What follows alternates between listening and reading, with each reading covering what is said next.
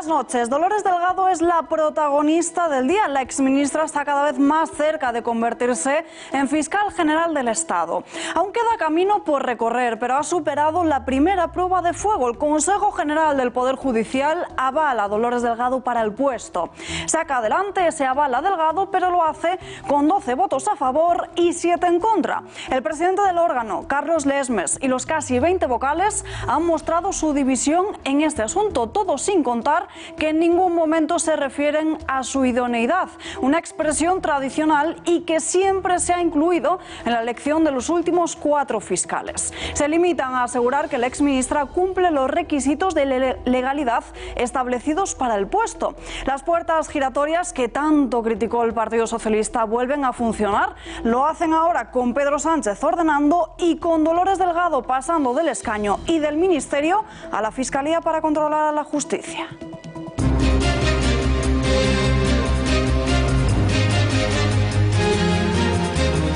El Partido Socialista volvería a ser el grupo político más votado si hoy en día se produjeran unas elecciones en España.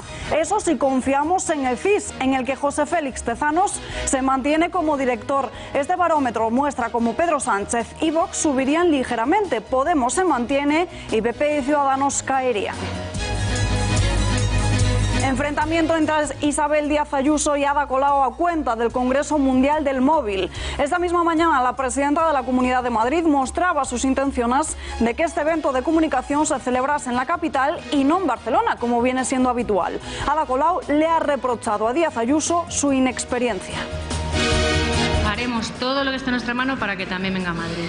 Y aquí van a tener toda la libertad para moverse, para relacionarse, para emprender. Hemos demostrado durante la COP que Madrid está preparada para acoger cualquier tipo de evento, de la magnitud que sea y de la dificultad que conlleve. La Eurocámara pone en marcha el suplicatorio contra Carles Puigdemont y Toni Comín. La presidencia del Parlamento Europeo ha comunicado este jueves el inicio del trámite contra los 2 fugados separatistas, que puede demorarse varias semanas. La Comisión de Asuntos Jurídicos será la responsable de realizar un informe que tendrá que votarse más tarde en el Pleno. También en la Eurocámara se ha vuelto a reconocer hoy a Juan Guaidó como presidente de Venezuela. Ha pasado ya más de un año desde que el opositor se proclamase como tal para despachar a Nicolás Maduro del Palacio de Miraflores. La resolución ha contado con más de 470 votos a favor, 101 en contra y 103 abstenciones, y también se establecen más sanciones contra el chavista. Es uno de los platos preferidos por los españoles y allá donde vayamos, sea el restaurante que sea, lo pedimos. Aunque claro está que la de las nuestras madres y abuelas saben mucho mejor. Hoy es el Día Internacional de esta joya de la gastronomía española. ¿Saben ya de qué se trata? De las croquetas, un bocado de felicidad para muchos.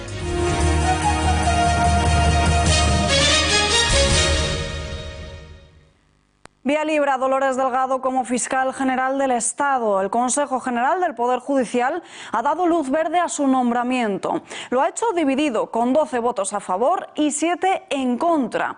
A partir de las 5 de la tarde, su presidente Carlos Lesmes y los vocales han comenzado a estudiar esta propuesta de dictamen en un pleno.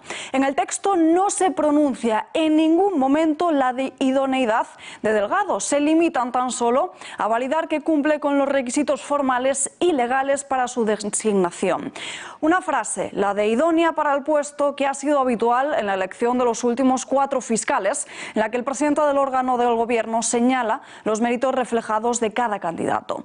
Al pleno no han asistido 2 de los vocales del bloque conservador.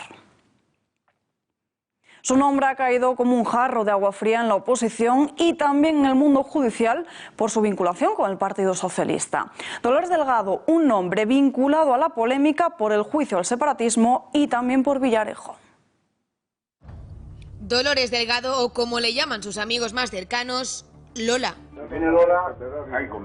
Pasa de ser ministra de Justicia a fiscal general del Estado, pero no se olviden que tan solo 3 meses después de acceder al ministerio se enfrentó al escándalo de las grabaciones del excomisario Villarejo. Es una cosa, a mí que me den un tribunal de 10 y no me llevo mal con las tías, o sea, que estoy así como de como usted, pero de tío perfectamente sé por dónde van. y cada gesto, cada cosa. Los audios fueron grabados en una comida en 2009 con el excomisario, el entonces magistrado de la Audiencia Nacional, Baltasar Garzón, y otros mandos policiales. ¿Puedo contar lo de eso?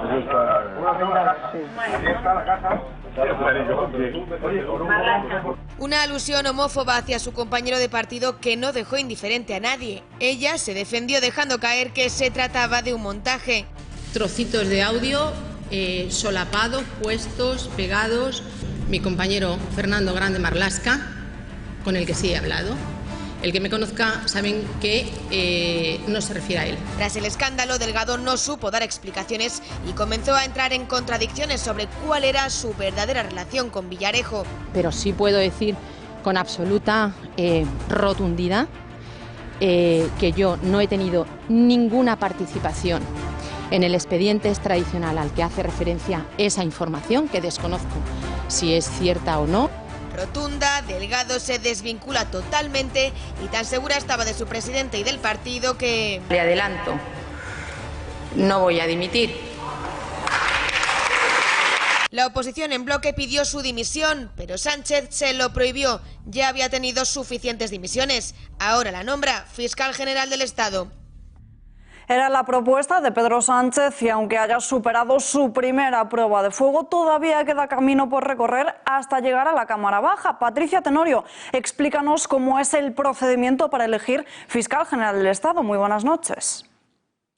Buenas noches, Alba. Bien, vamos a explicar en qué consiste ese proceso. En primer lugar, nos vamos a ir hasta la Constitución española, al artículo 124.4. ¿Y qué es lo que dice? Aquí lo vemos. Dice: el fiscal general del Estado será nombrado por el Rey a propuesta del Gobierno, oído el Consejo General del Poder Judicial. Pero dicho así, parece un poco complicado, ¿no? Vamos a verlo por etapas, por episodios. En el primer lugar, la persona titular la tiene que proponer el Consejo General del Poder Judicial. ¿Quiénes son? Son juristas de reconocido prestigio que llevan más de 15 años ejerciendo su profesión. El segundo episodio, esa segunda parte, ¿quién la lleva a cabo? El Gobierno de España, en este caso el presidente del Gobierno, que plantea en ese Consejo de Ministros a esa persona titular que han escogido el Consejo General del Poder Judicial, respetando siempre su decisión de si es idóneo o no para el puesto.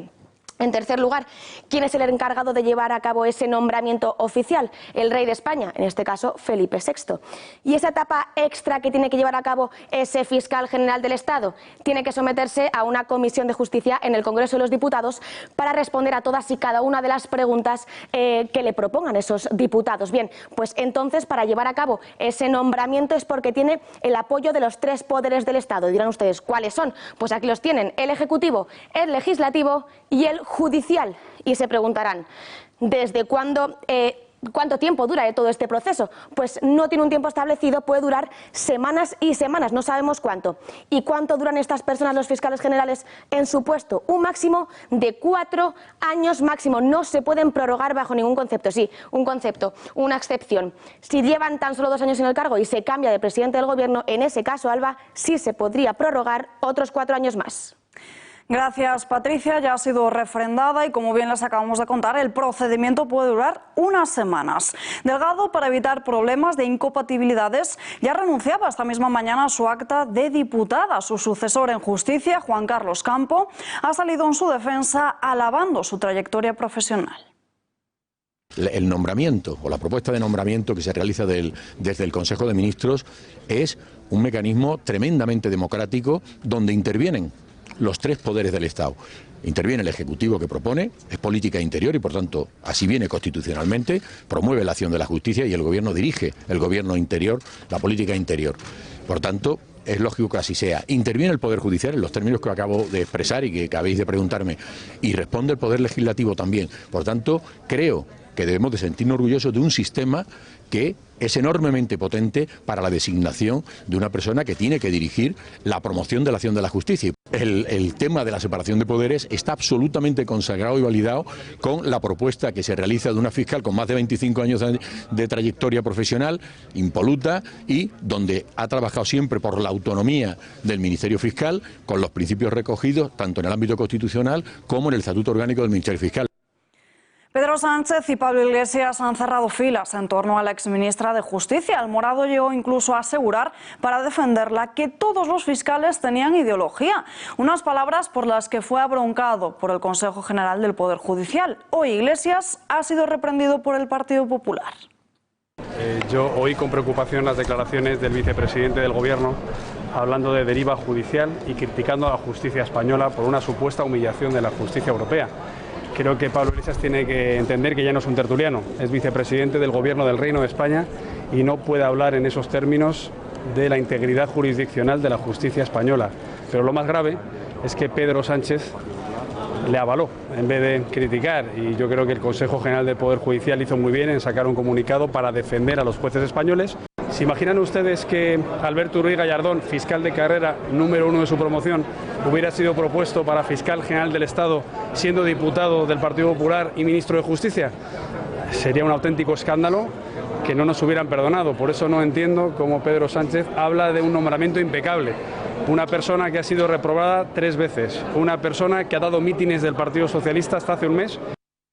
Y al PP le han recordado hoy el escandaloso WhatsApp de Ignacio Cosidó, en el que se jactaba de controlar una de las salas del Tribunal Supremo. Ha sido el portavoz del PSOE en el Senado, Ander Gil, el encargado de hacerlo para así poder justificar los movimientos de su partido y de Pedro Sánchez. Anterior portavoz del Grupo Popular en el Senado, que se jactaba en un WhatsApp conocido, ampliamente conocido, de controlar por la puerta de atrás la sala segunda, ¿verdad? Bueno, venir a hablar de independencia judicial, en fin, en esta Cámara me produce ternura. Yo creo que lo que ocurre es que el Partido Popular, cuando está en el Gobierno, se encuentra con una oposición leal que sí antepone los asuntos de Estado para llegar a acuerdos, pero que cuando pasa a la oposición, pues parece que adopta posiciones más radicales. Desde luego en este momento les veo absolutamente radicalizados y con poca voluntad de hacer valer su condición de alternativa. Yo empiezo a dudar de que sigan apostando por ser la alternativa al Partido Socialista en este país.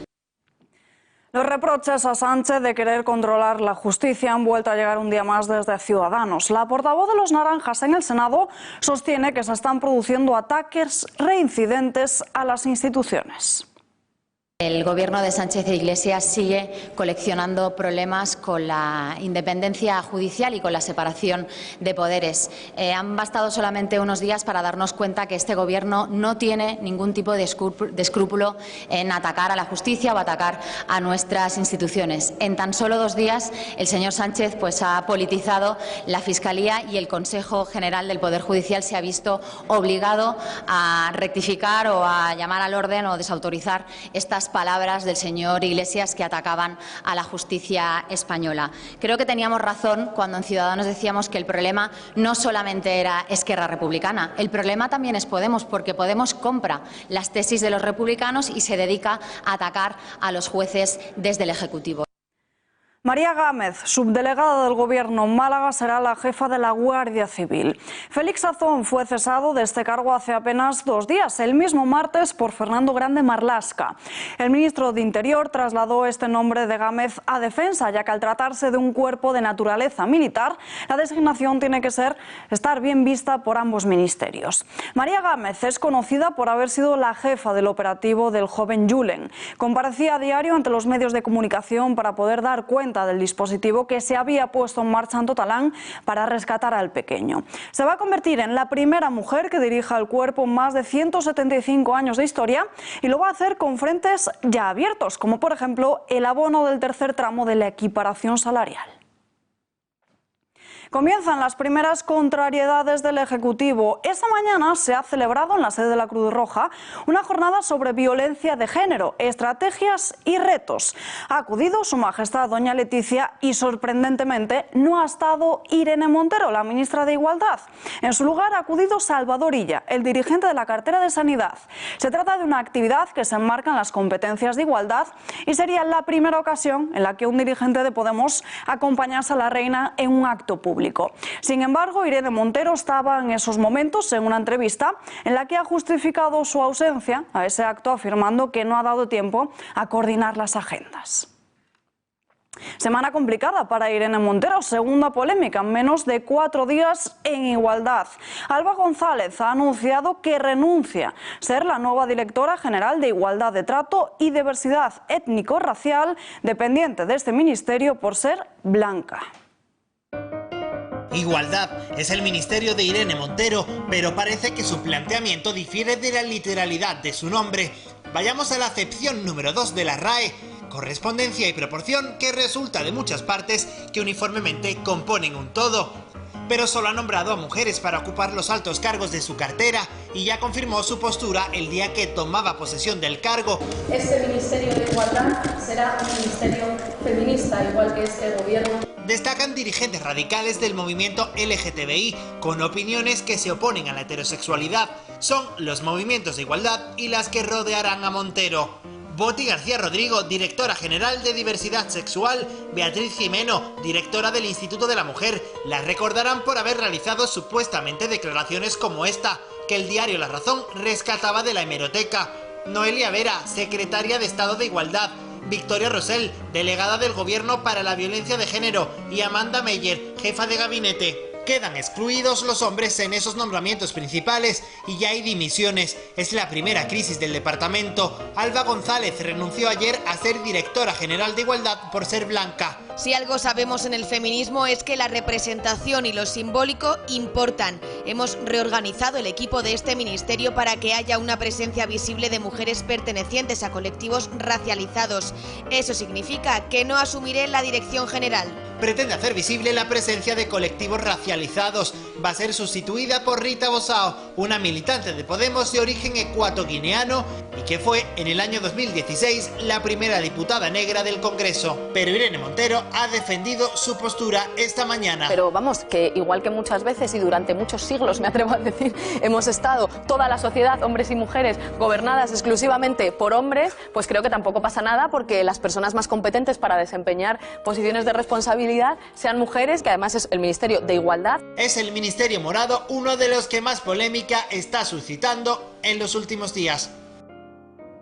Echa a andar el gobierno y lo hace con la primera entrega de CIS de este 2020. Este mismo mediodía hemos conocido un nuevo barómetro con la intención de voto. Se publica un día después de la confirmación de que el chef continúa mientras tanto en la cocina. La institución publica el sondeo postelectoral con una estimación de votos que mantiene la tendencia de las elecciones del pasado 10 de noviembre que aquí están viendo. Mantiene al Partido Socialista como el partido más votado a pesar de su coalición con Podemos para garantizarse la investidura y gobernar en España con Pablo Iglesias como vicepresidente. De este modo, José Félix Tezanos coloca al grupo de Pedro Sánchez como el favorito de los españoles, pasando de ese 28% que veíamos antes hasta el 28,3%. Detrás de los socialistas, con esa ligera subida, estarían los populares que caen. Pablo Casado pasaría a contar con un 20% del respaldo en unas urnas. Ligera subida para Vox, aquí la están viendo tan solo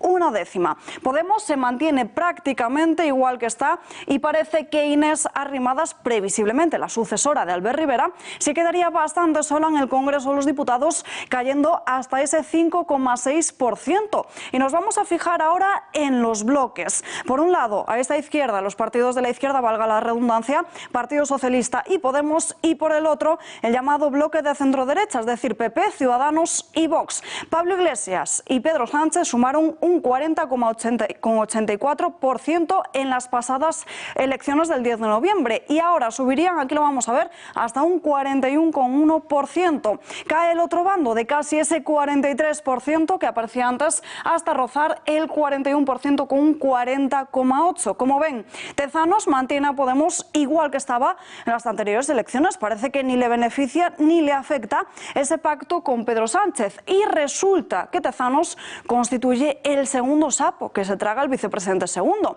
Y es que Sánchez mantiene al sociólogo al frente del CIS a pesar de que la otra pata de su ejecutivo pidiera, Pablo Iglesias, no hace muchos meses su cabeza. El CIS es una institución pública, no el patrimonio del partido que gobierna. Tezanos, en tanto que presidente, no puede defender abiertamente el viejo bipartidismo y pedir el voto. Debería dimitir o ser cesado ipso facto. Y llegan las primeras presiones al nuevo ejecutivo bicolor. Arnaldo Otegi, el coordinador general de H. Bildu, ha hecho hoy públicas sus exigencias. Para empezar, el dirigente proetarra ha solicitado el fin de la dispersión de ETA y el acercamiento de los presos de la banda terrorista a las cárceles vascas. Todas las fuerzas políticas, incluida el Partido Popular, dijo que cuando ETA desapareciera, la dispersión iba a desaparecer. Bien, hágase. Y hay que hacerlo. Y yo creo que esto ya no es ni forma parte de la agenda de un partido político, es una agenda de país, es una agenda de pueblo. El otro día lo vimos en las calles de Bilbao y en las calles de Bayona. Y por lo tanto esto exige un tratamiento con el rigor necesario y con la seriedad necesaria. Esto no es propaganda política. Aquí hay un problema que hay que resolver y desde nuestro punto de vista esto hay que hacerlo con discreción, con seriedad. Esto desde el País Vasco y desde Cataluña. Las demandas han llegado desde el defensor del pueblo catalán. Rafael Ribó ha planteado una de las peticiones que ya hemos escuchado al separatismo: amnistía e indulto para los golpistas encarcelados. Sin embargo, desde el Sindic hablan también de una tercera opción: derogar el delito de sedición, una cuestión que implicaría la reforma del Código Penal. Se tiene que analizar qué soluciones políticas dentro del ordenamiento actual son practicables, que para nosotros son tres: la amnistía, el indulto o la reforma o derogación de la figura de la sedición en el actual Código Penal, que interpretada favorable a los reos podría significar incluso una solución del tema, o combinar cualquier de estas soluciones. De nuevo, creemos que los políticos hoy deberían entrar en la derogación y revisión del Código Penal en estos aspectos. La Eurocámara activa el procedimiento de suplicatorio para Carles Puigdemont. La vicepresidenta del Parlamento Europeo ha trasladado al Pleno de la institución que el Supremo ha pedido el levantamiento de la inmunidad del expresidente catalán y del exconsejero Toni Comín. De esta forma se da inicio a un proceso que se va a prolongar durante meses. El siguiente paso es que el asunto llegue a la Comisión de Asuntos Jurídicos entre los días 27 y 28 de enero. El expresidente de la Generalitat ha recurrido la decisión del juez instructor del procés, Pablo Llarena. Y acabamos de conocer que hace apenas unos minutos tanto Jordi Sánchez como Jordi Cuixart acaban de salir de prisión de la cárcel de Lledoners para disfrutar de su primer permiso penitenciario. Recordamos que este mismo martes el dirigente de Òmnium Cultural y el exdirigente de la ANC solicitaban esos primeros permisos al cumplir una cuarta parte de la condena de 9 años que les había solicitado, que les había condenado el Tribunal Supremo y que posteriormente fue aceptada. Unos permisos que no se iban a hacer públicos cuando se iban a producir por instituciones penitenciarias para así poder garantizar su intimidad, pero finalmente acabamos de conocer que hoy disfrutan de ese primer permiso que se pueden extender hasta 36 días en un año. Más asuntos del día. Vox denuncia a Podemos por financiación irregular de Bolivia. El grupo de Santiago Abascal ha presentado la denuncia ante la Fiscalía Anticorrupción por un delito de financiación irregular al recibir supuestamente la empresa Neurona vinculada a Pablo Iglesias fondos públicos del gobierno de Bolivia presidido por Evo Morales. Es una información que sacó hace apenas unos días en exclusiva el diario El Mundo y que la Fiscalía Bolivariana está investigando en estos momentos. Vox ha denunciado al partido del ahora vicepresidente tras la decisión de la Fiscalía de citar a los fundadores de Podemos para que esclarezcan sus vínculos con el expresidente Evo Morales.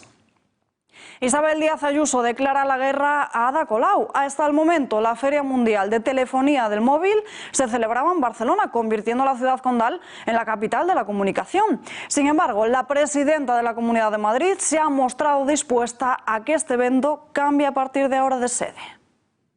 Haremos todo lo que esté en nuestra mano para que también venga a Madrid. Y aquí van a tener toda la libertad para moverse, para relacionarse, para emprender. Hemos demostrado durante la COP que Madrid está preparada para acoger cualquier tipo de evento, de la magnitud que sea y de la dificultad que conlleve. Estamos preparados para acoger el mobile, iremos a por él. Pero permítame que le pinche. ¿Van a hacer algo para acoger el mobile? Ya hemos ido hablando durante semanas atrás con organizadores y yo, desde luego, está en mi mano atraerlo. Si van a estar, desde luego, dándole ese trato a la organización, no quepa la menor duda. Pero aún así, al margen de lo que opina la alcaldesa, es que nosotros creemos que un evento de esa magnitud se puede celebrar perfectamente en Madrid y es un evento por el que ya me he interesado en otras ocasiones. Este reto parece no haber gustado nada a Ada Colau. La alcaldesa de Barcelona se ha referido a través de Twitter a la ignorancia de Isabel Díaz Ayuso y a su inexperiencia en congresos de este tipo. Años de trabajo duro y colaboración entre administraciones. Esa es la clave detrás de eventos de éxito como es el Mobile World Congress, que la señora Ayuso parece desconocer. Tal vez por eso alimenta la confrontación y la polémica. No es el camino. Cada vez son más los atropellos a peatones por patinetes. Fíjense en las siguientes imágenes con atención.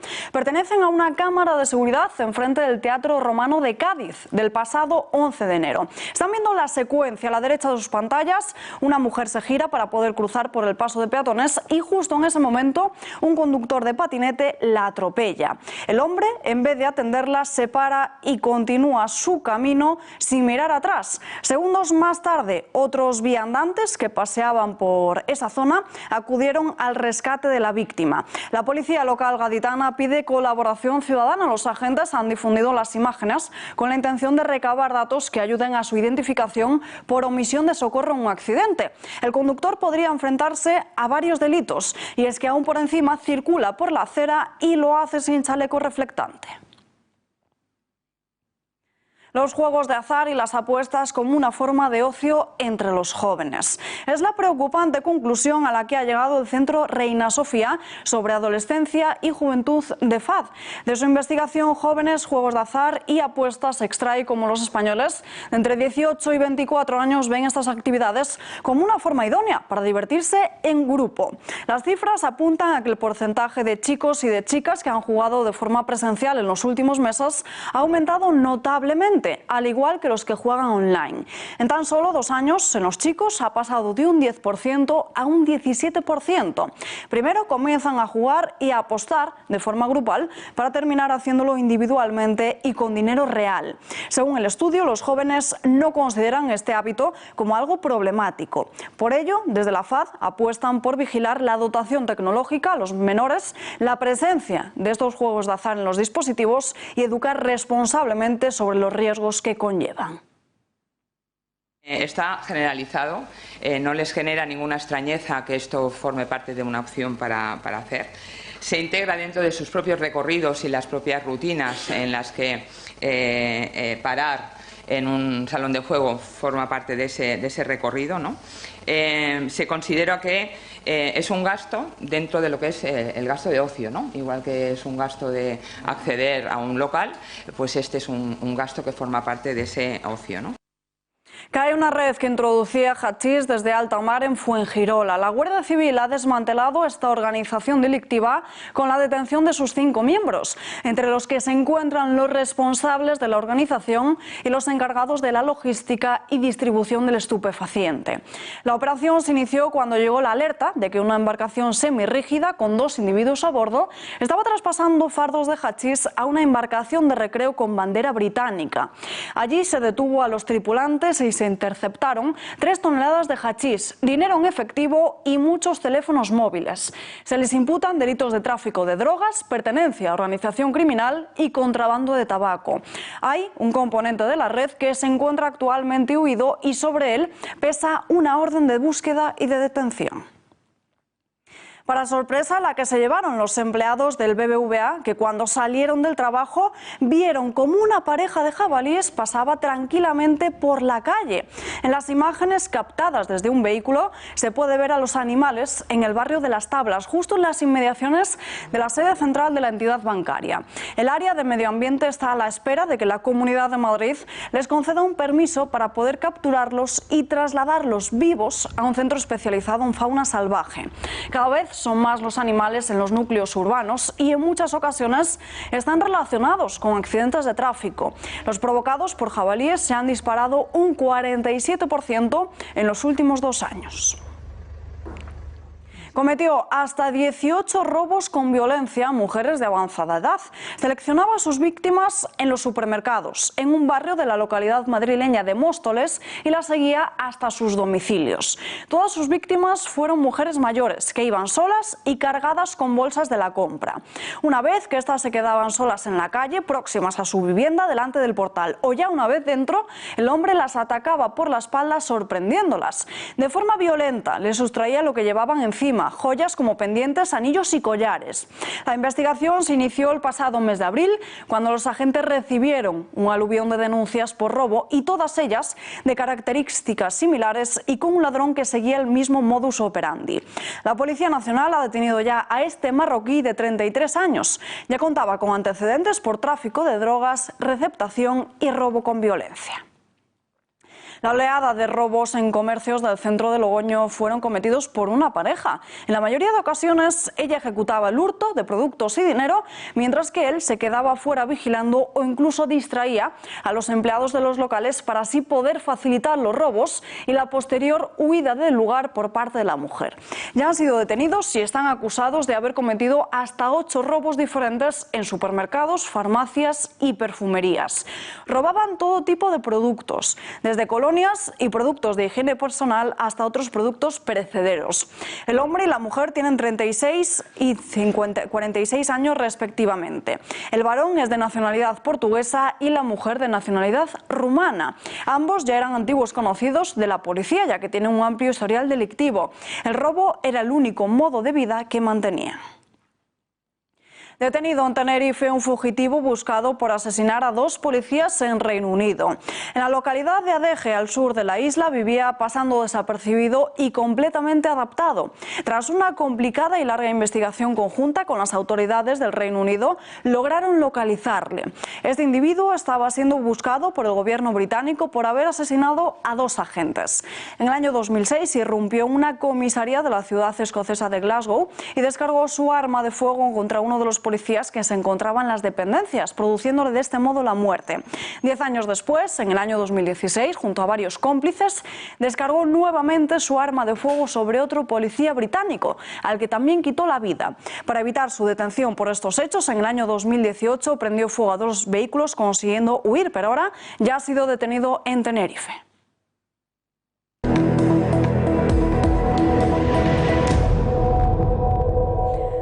El reconocimiento a Juan Guaidó como presidente de Venezuela ha vuelto a llegar hoy desde la Eurocámara. El Parlamento Europeo acordó este mismo jueves mantener ese reconocimiento y ha vuelto a pedir a la Unión Europea que se incrementen las sanciones a los responsables de evitar que éste acudiese a una sesión de la Asamblea Nacional. Se ha aprobado una resolución que ha contado con 471 votos a favor, 101 en contra y 103 abstenciones.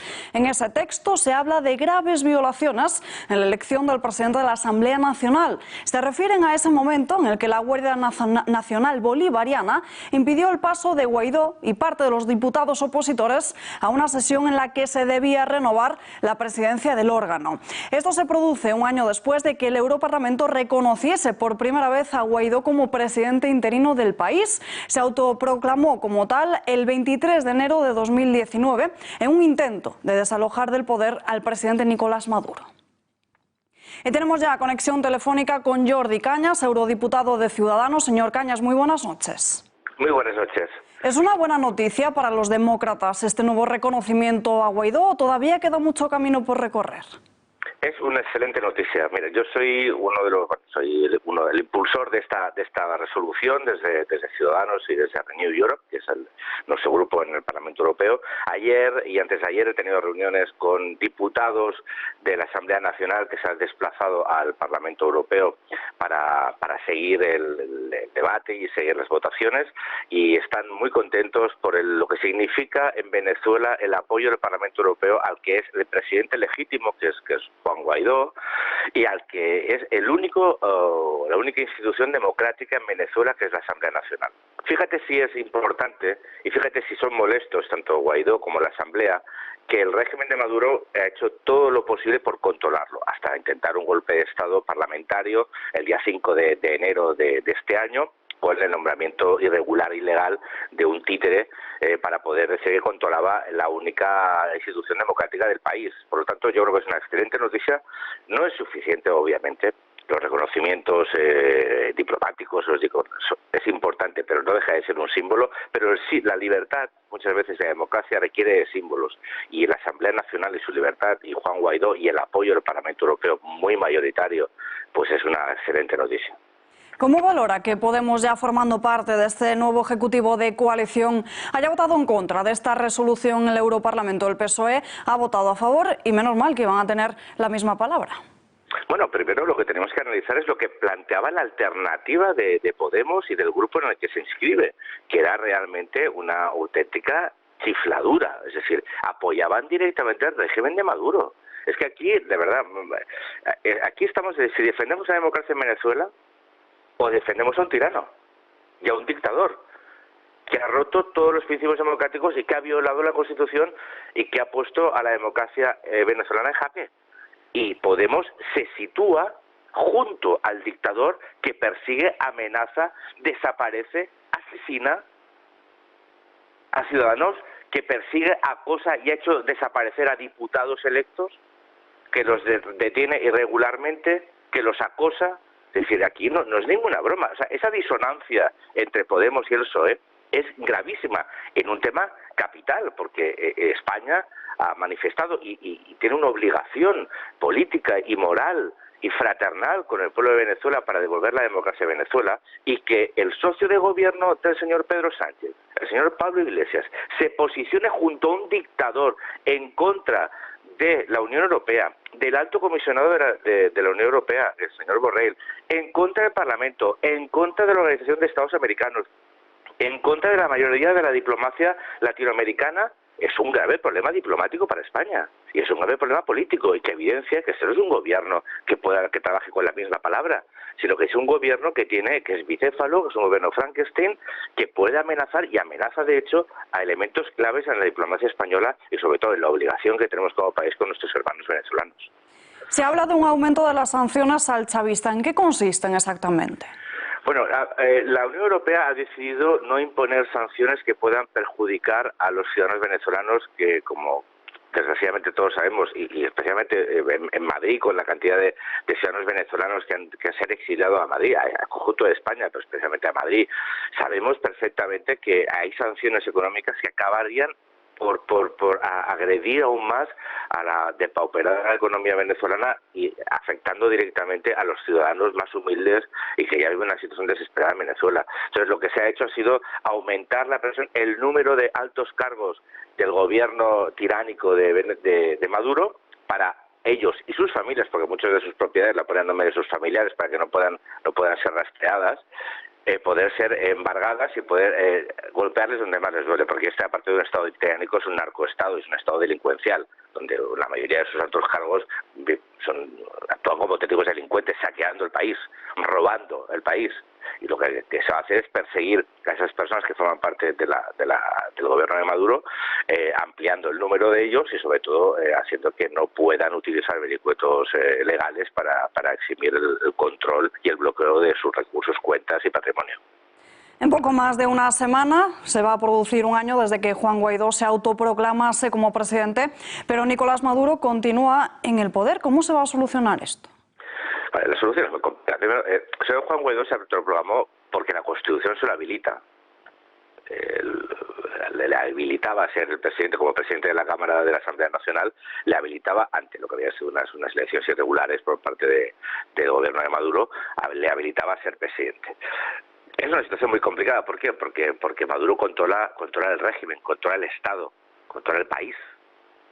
Es una situación extraña porque hay una legalidad democrática vigente y reconocida internacionalmente. Si es más lejos, el propio gobierno argentino, último, el peronista, ha reconocido a Juan Guaidó y ha criticado y ha condenado lo que ha hecho Maduro este enero. Es decir, que los apoyos ya son muy mayoritarios, pero la realidad es que ellos siguen controlando el poder. Entonces, para tratar de alcanzar una solución democrática, Se está trabajando diplomáticamente de una forma muy intensa, pero evidentemente no es suficiente. ¿Por qué? Pues porque eso es un estado delincuencial, donde aquellos que están en el poder ahora saben que en el momento de que hay una democracia van a tener serios problemas judiciales. Entonces es una situación muy complicada políticamente, muy complicada en cuanto a hoja de ruta política en el futuro, pero yo estoy convencido que el cambio va a llegar más pronto que tarde, que pronto habrá unas elecciones democráticas libres, porque así tendrán que ser, y ahí tendrá que la oposición la oportunidad de poder ganar y derrotar en las urnas al gobierno de Maduro y poder iniciar un proceso de reconstrucción política, económica y especialmente social de ese gran país que es Venezuela, y sobre todo con la voluntad de que aquellas personas que han tenido que abandonar el país por motivos económicos y de persecución política puedan, si lo deciden, volver a su país, volver a su patria y empezar a contribuir a reconstruirla para conseguir un futuro mejor para ellos y para sus hijos. Y ya por último, ¿cómo cree que está gestionando el Parlamento Europeo la presencia de Carles Puigdemont y de Toni Comín en la Eurocámara? Bueno, el Parlamento Europeo es una institución.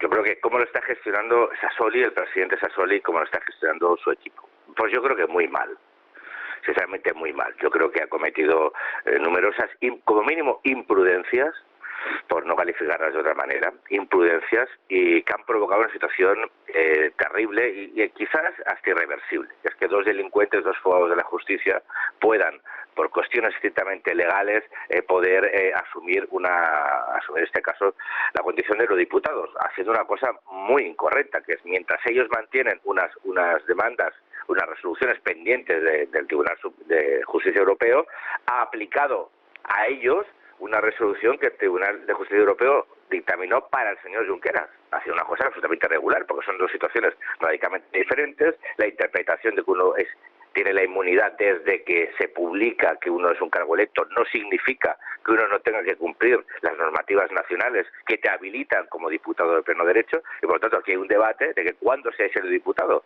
Nosotros insistimos que ante la no existencia de una ley electoral europea se es eurodiputado cuando la Junta Electoral Central de cada país o cuando los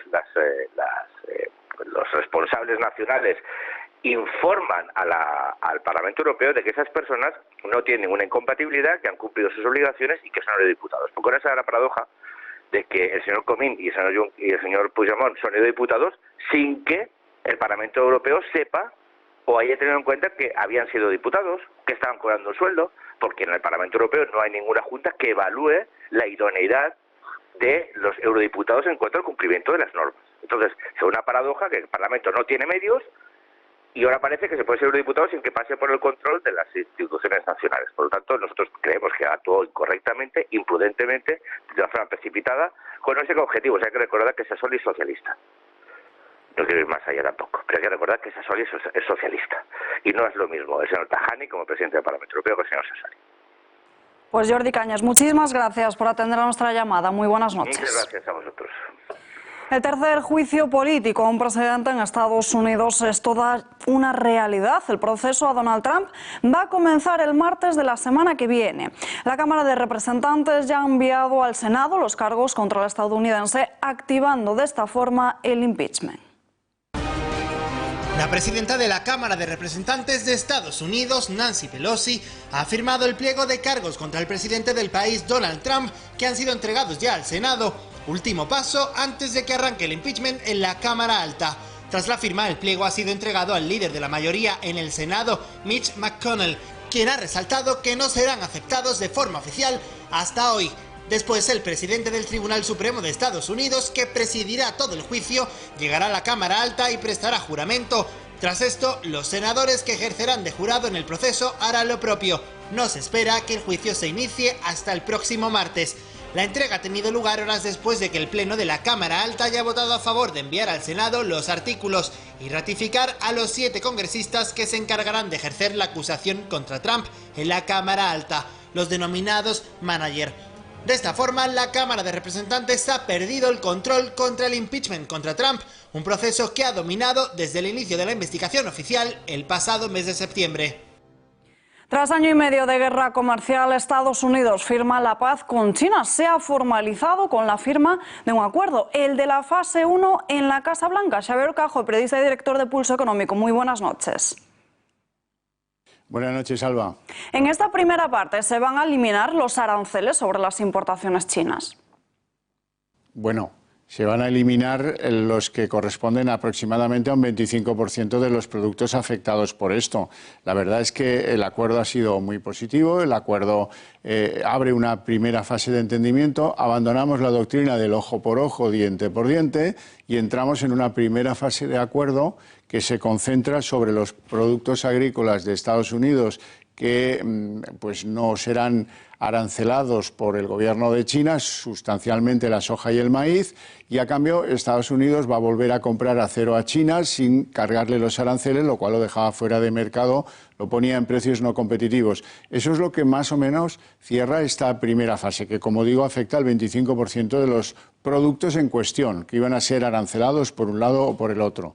Y bueno, es un avance muy positivo, pero quedan otras fases que requieren de más negociaciones, como son las que tienen que ver con lo tecnológico fundamentalmente, el caso Huawei, la ciberseguridad y tantas otras cosas que están en cuestión, donde los chinos supuestamente pues tendrán que ceder al concepto de la propiedad intelectual de algunos de los productos que ahora están sus industrias copiando sin que los royalties lleguen a Estados Unidos. En cualquier caso, una noticia muy positiva, las bolsas la han recogido así, las bolsas americanas están en máximos y lo han agradecido bastante, en las europeas un poco menos, porque aquí hay otra cuestión fundamental. ¿En qué medida Europa se va a beneficiar de esta nueva manera de hacer de Donald Trump? Si Europa va a conseguir acuerdos que liberen sus productos de la imposición arancelaria que tendría que ocupar a Bruselas para que no llegaran a ponerse en práctica las amenazas de guerra comercial que también han afectado a los productos españoles y europeos, muchos de ellos que, pues sin olerlo ni beberlo, se vieron envueltos en esa guerra comercial. Eso llevará algo más de tiempo, pero algo está cambiando en la doctrina de Washington. Gracias, Xavier, y muy buenas noches. La biodiversidad amenazada en Australia. Se calcula que son más de 1.000 millones de animales los que han muerto desde que comenzaron estos devastadores incendios.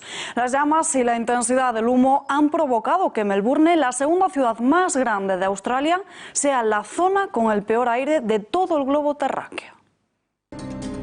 Melbourne, la segunda ciudad más grande de Australia, ha sido calificada como la zona con peor aire del mundo debido a la espesa cortina de humo que se ha producido por los fuertes incendios forestales. El fuego ha arrasado ya unas 10 millones de hectáreas y ha provocado la muerte de casi una treintena de personas desde que el país comenzó a arder en septiembre del año pasado. Brett Sutton, jefe de la Oficina de Salud de Victoria, estado cuya capital es Melbourne, ha confirmado que la noche del lunes la calidad del aire de la ciudad alcanzó los peores niveles del mundo. La intensidad del humo es tal que se han activado falsas alarmas de incendio por toda la ciudad y sus suburbios. Del mismo modo, los partidos de clasificación del primer día del Open de Australia previstos para hoy han sido suspendidos. Australia ha atravesado condiciones climáticas extremas con previsiones que en ocasiones han superado los 40 grados centígrados, así como los vientos de hasta 90 km por hora en muchas áreas rurales, lo que ha dificultado la extinción de los fuegos. La cura de la metástasis está cada vez más cerca. Era un absoluto misterio lo que hace que las células cancerosas sean capaces de provocarla. Hasta ahora, porque el científico Joan Massagué, a través de una serie de investigaciones, ha logrado descifrar su funcionamiento. Las células que inician el proceso de la metástasis usan procesos naturales propios de la reparación de heridas, es decir, hackean el mecanismo de reparación y lo usan para así poder extender el cáncer a otras partes del cuerpo. La metástasis es la responsable de 9 de cada 10 muertes por cáncer, una enfermedad que quitó la vida a más de 112.000 personas en España en el año 2018, el último del que hay datos. Las últimas investigaciones suponen un gran paso contra el cáncer. Y hoy es el día de un manjar que se ha convertido en un imprescindible de los bares de tapas y en una necesidad para muchos comensales. Aunque la tortilla de patatas y las aceitunas no se nos resisten, las croquetas son la tercera tapa más consumida en España. Cierto es que cada maestrillo tiene su librillo, pero el clásico de jamón con bechamel no pasa de moda. No hay mejor plan para celebrar el día de la croqueta que venirse a probarlas. Hemos elegido el mejor sitio de todo Madrid. Hay tanta variedad que a ver qué sabor elegimos. Parece que el mismo problema que estoy teniendo yo para elegir lo estáis teniendo vosotras, ¿no? Eso parece, con Ay. esta variedad. Yo creo que la de croqueta, esta de pincho de lluvia, que tiene... Tiene buena pinta, ¿eh? Sí, diferente. Y los más fanáticos incluso hacen turismo croquetero. Buenísima, estas croquetas están divinas, de verdad espectaculares. Croqueta de jamón y boletus. Jamón y boletus, pero ¿qué más variedades tenéis de croquetas? Pues mira, las hacemos de roquefort, de queso con tomate, queso con nuez, espinacas con queso, champiñón y jamón, morcilla con almendra. Y así hasta 32 variedades. Yo me he comido como 6 distintas, me las he comido de jamón, de chorizo, de tocino a teta, de croquetas estrelladas, croquetas de nieve. Todas están divinas. Atención a los más golosos, porque también las hay dulces. Que es últimamente un bestseller en ventas. Es una croqueta de chocolate con almendras en el centro, está hecha con bechamel de chocolate blanco y se recubre con galleta Oreo y brownie. Y les vamos a dar el truco para hacer la mejor croqueta. Bueno, una buena croqueta tiene que tener ingredientes artesanos y nuestras croquetas tienen leche entera, tienen mantequilla asturiana, tienen harina especial y luego incorporamos el mejor ingrediente. Y luego cómo mimamos a la croqueta a la hora de hacerla, hacer esa bechamel, que no quede con grumos y que quede ligerita. Es la pelea por la última croqueta. Están muy ricas, están muy buenas. Porque lo importante es una buena croqueta. Ese es el olor, imagínate cómo saben. Ellas están divinas todas. Para disfrutar de este Día Internacional.